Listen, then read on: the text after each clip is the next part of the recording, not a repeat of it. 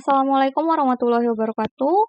Selamat pagi, Bapak, Ibu dosen yang saya hormati dan teman-teman yang saya banggakan.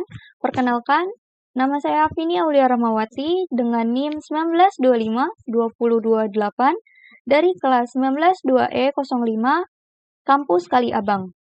Pada kesempatan kali ini, saya akan mempresentasikan hasil uji kompetensi basis data dengan tema A, desain database yang scalable dan lini waktu normalisasi menggunakan studi kasus sistem pencatatan keuangan pribadi. Pada presentasi ini, saya akan menjelaskan proses normalisasi database dari kondisi awal hingga truth normal form, implementasi menggunakan PostgreSQL, pengujian performa menggunakan Explain Analysis, serta demonstrasi anomali update pada database, denormalisasi, dan normalisasi. Saya memilih tema A, yaitu desain database yang scalable dan lini waktu normalisasi. Tema ini dipilih karena membahas bagaimana proses normalisasi dapat memperbaiki struktur database, mengurangi redundasi data, menghindari anomali, dan membandingkan performa query antara skema denormalisasi dan skema normalisasi menggunakan PostgreSQL.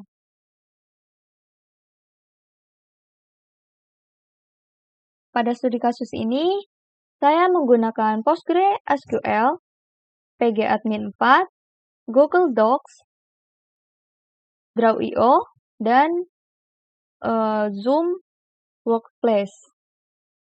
Studi kasus yang saya gunakan adalah sistem pencatatan keuangan pribadi. Sistem ini digunakan untuk mencatat seluruh transaksi pemasukan dan pengeluaran. Data utama yang dikelola terdiri dari data pengguna, rekening, kategori transaksi, metode pembayaran, dan transaksi keuangan.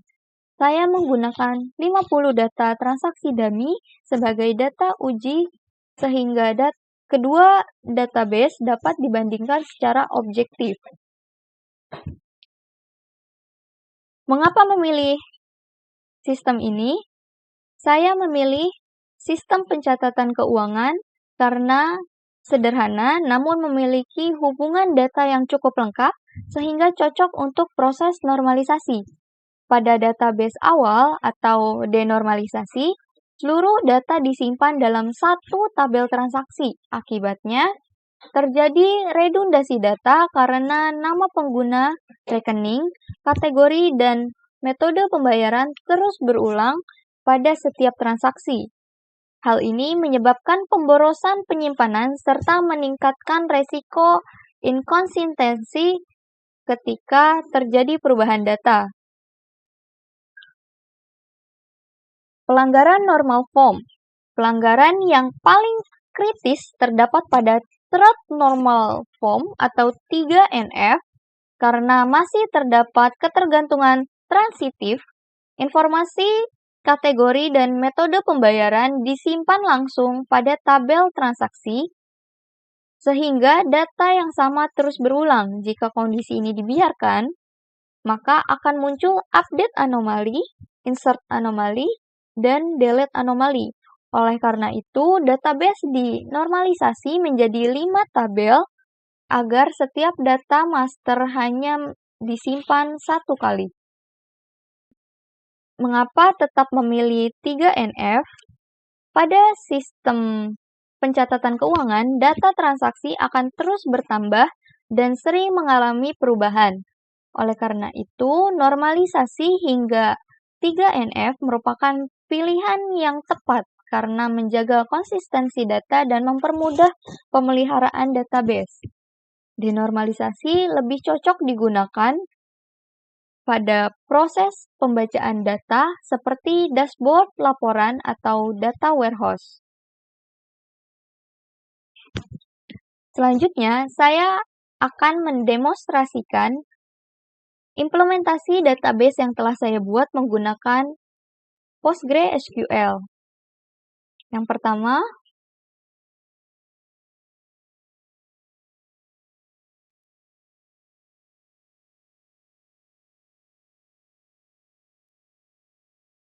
Database yang pertama adalah keuangan denormalisasi. Database ini hanya memiliki satu tabel, yaitu tabel transaksi. Semua informasi pengguna, rekening, kategori, metode pembayaran, dan transaksi disimpan dalam satu tabel sehingga masih terjadi redundasi data.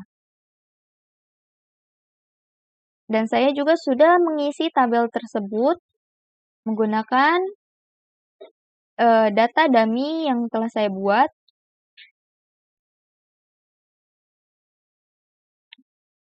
Dan ini adalah hasil dari data-data yang telah saya buat, yaitu sebanyak 50 data dummy yang telah saya buat.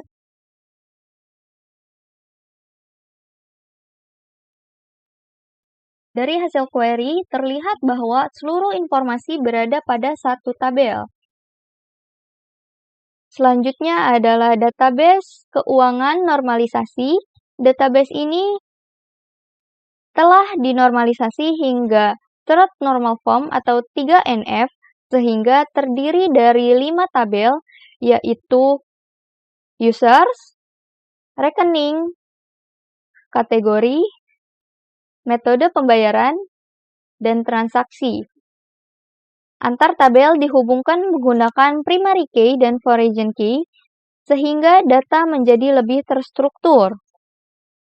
Selanjutnya, kita akan melihat isi tabel pada database keuangan normalisasi. Yang pertama yaitu pada tabel user.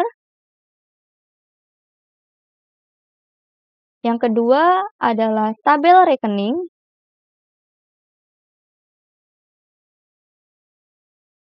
Selanjutnya ada tabel kategori.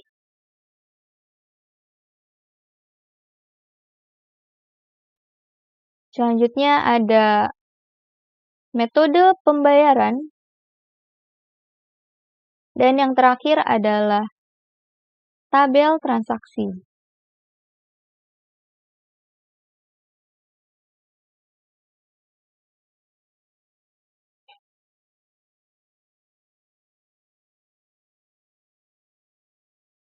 Dari hasil tersebut, dapat dilihat bahwa setiap tabel hanya menyimpan data sesuai fungsinya. Selanjutnya, saya akan menjalankan demonstrasi join, menjalankan query join. Query ini digunakan untuk menggabungkan data dari beberapa tabel sehingga informasi transaksi dapat ditampilkan secara lengkap.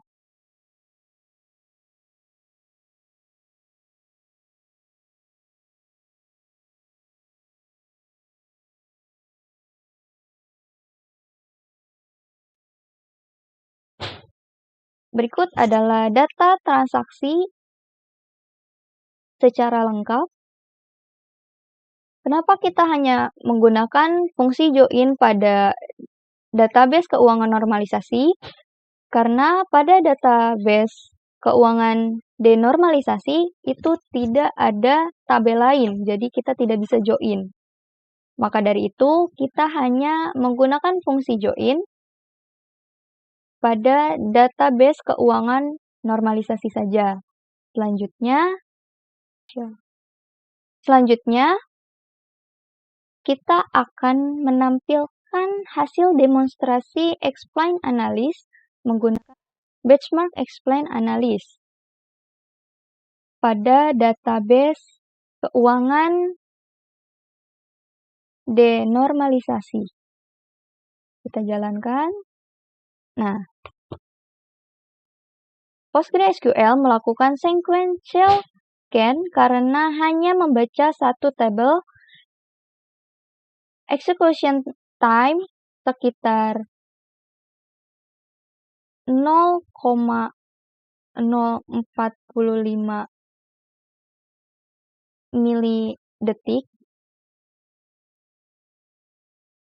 Dan selanjutnya kita akan melakukan hal yang sama pada database keuangan normalisasi. Nah, pada database keuangan normalisasi, PostgreSQL menggunakan nested loop, memoiz, dan index-scan untuk mengoptimalkan proses join. Executing time-nya sekitar 0,143 milidetik. Berdasarkan hasil explain analysis, database denormalisasi yang sebelumnya menggunakan sequential scan karena seluruh data berada dalam satu tabel dengan waktu eksekusi sekitar 0,045 milidetik. Sedangkan database keuangan normalisasi menggunakan nested loop join, index scan, dan memoiz untuk mengoptimalkan proses join dengan waktu eksekusi sekitar 0,143 milisecond atau milidetik, sehingga perbedaannya tidak signifikan. Oleh karena itu, saya memilih database normalisasi karena meskipun sedikit lebih lambat, struktur data lebih rapih, mengurangi redundasi, dan menghindari anomali data. Kenapa normalisasi lebih lambat? Karena selisih waktu eksekusi sekitar 0,051 milidetik, database denormalisasi memang sedikit lebih cepat karena tidak memerlukan join, karena hanya ada satu tabel. Sedangkan pada database keuangan yang telah dinormalisasi, yang membutuhkan nested loop join, index scan, dan memoiz untuk mengoptimalkan proses join. Namun, selisih tersebut sangat kecil sehingga tidak signifikan pada data sebanyak 50 transaksi. Selanjutnya, kita akan melakukan demonstrasi update anomali. Yang pertama, kita akan pilih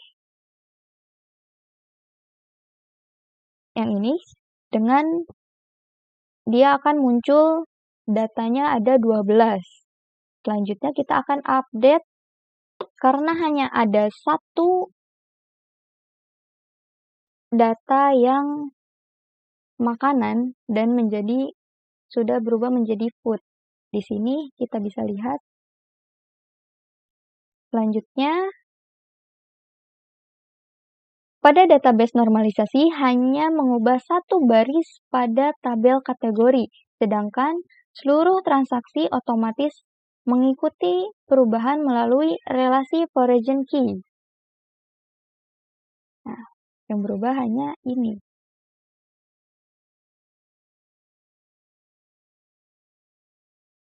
Kesimpulannya adalah, berdasarkan hasil implementasi dan pengujian dapat disimpulkan bahwa normalisasi hingga truth normal form berhasil mengurangi redundasi data, meningkatkan konsistensi, serta menghilangkan anomali update.